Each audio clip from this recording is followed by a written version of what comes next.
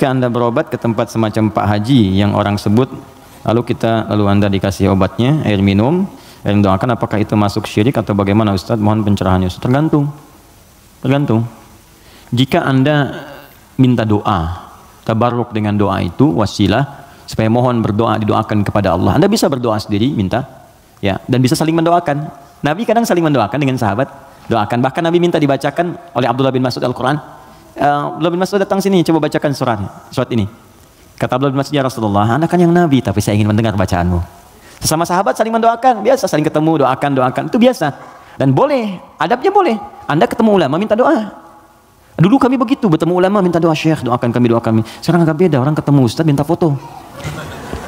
Ketemu ulama, minta selfie deh. Lengkapilah dengan doa yang ditempatkan di hati, itu doanya. Ya, doanya, minta doa kebaikan. Nah, boleh Anda silahkan kalau datang.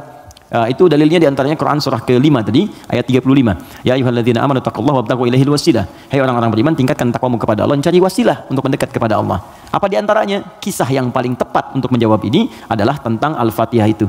Jadi ada seorang yang sakit tadi, ya, kepala suku di Arab, sakit kemudian zaman itu, lalu dia minta kepada para sahabat, ngutus ajudannya, ya, untuk bertanya, ada nggak yang bisa menyembuhkan? Kata sahabat, Allah yang sembuhkan. Datang didoakan dengan baca Al-Fatihah. Itu kan paling gampang.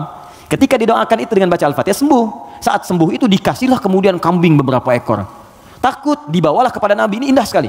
Dilaporkan kepada Nabi karena takut kambing itu gratifikasi. Tuh, ini bagus sekali. Jadi takut nih, saya takut salah nih, dibawa ke Nabi. Nabi, tadi ada orang sakit, terus minta bantuan. Saya ingat ajaran Anda, baca Al-Fatihah, saya bacakan. Habis itu dikasih kambing begini. Nabi langsung senyum, ketawa, tabassama dhahikan. Gitu ya, kurang lebih. Kata Nabi, tahu dari mana engkau Al-Fatihah bisa punya manfaat seperti itu? Maka kata Nabi, bagikan kambingnya, coba berikan aku bagiannya. Maksudnya Nabi, yuk kita nikmati sama-sama itu. Silakan kita nikmati, syukur kepada Allah Subhanahu wa taala. Ini artinya dalil yang membolehkan kita datang minta doa misalnya. Ya, ke orang saleh, ulama. Tapi syaratnya kita pun berdoa dulu, minta sama Allah. Minta. Lalu Allah lebih senang kita minta kepada Allah dengan bahasa hati kita. Setelah itu kita berwasilah minta pada orang soleh yang baik, minta kebaikan, lalu dia doakan kepada kita semua. Jelas sampai sini? Baik. Kalau ada yang khusus semacam tertentu, ada pengaruh jin atau apa, biasanya dia diangkat tuh, mengangkat sesuatu yang bukan dari tempatnya. Ini bukan dari tempatnya, saya angkat, ini spidol, tempatnya bukan dalam gelas. Terus saya angkat. Jin tempatnya bukan di tubuh kita angkat. Bahasa Arabnya raka, ya, raka atau raka tarqiyatan wa ruqyatan, maka disebut ruqyah namanya.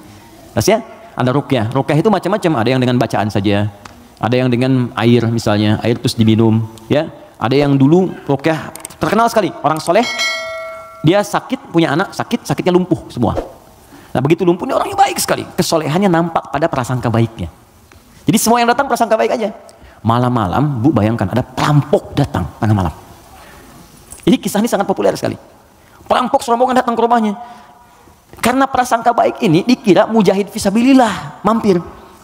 Dulu kan bukan kayak kita sekarang kan, rombongan mujahid dengan ini kan nggak kelihatan tuh. Malam-malam datang dikira mujahid. Begitu dibuka pintu, oh ahlan wa sahlan mujahid, masya Allah, silahkan masuk. Bayangkan perampok disuruh masuk. Disebut mujahid fisabilillah, datang. Akhirnya apa yang terjadi? Silahkan, duduk dulu, istirahat dulu, mandi dulu. Dimintalah berwudu semua. Tolong para mujahid silahkan berwudu dulu. Ya, wudu supaya apa? Salah satunya, ternyata di bawah keran itu dia simpan bejana untuk menampung air wudu mereka. Ini kisah nyata, benar terjadi. Jadi bukan rekaan, kisah nyata sampai riwayat kepada kita dan valid riwayatnya. Jadi orang-orang salaf dulu. Di begitu air wudunya tumpah ke situ, dan dia melihat orang-orang perampok tadi, kok ada anak ini nggak bangun. Ya kata mereka ke bapak tadi, ini siapa? Ini anak saya, dia kena lumpuh katanya. Oh gitu, udah duduk, dijamu dengan makan semua. Udah rapi, suruh wudu, makan, pulanglah mereka.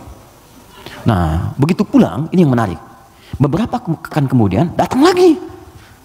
Dibuka lagi mujahid, katanya Masya Allah. Yang buka siapa? Yang buka anak yang lumpuh tadi. Dibuka langsung, kaget loh.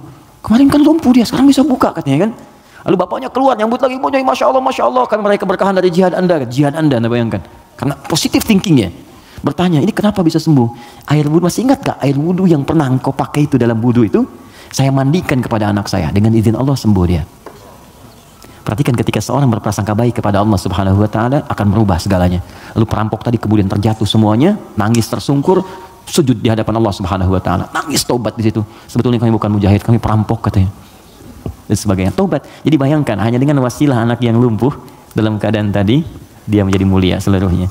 Ya, tapi ingat Syekh Hashim Muhammad Hashim bin Asy'ari Hadratus Syekh, pendiri Nahdlatul Ulama.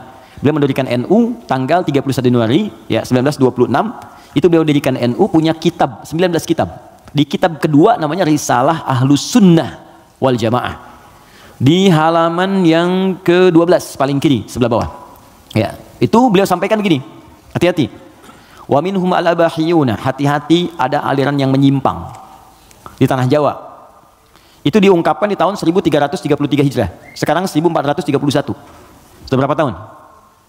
Ya kurang lebih 100 tahun lah ya. Kurang lebih 100 tahun. Kata beliau, ada aliran Abahiyun. Siapa itu? Tokohnya itu ahli zikir.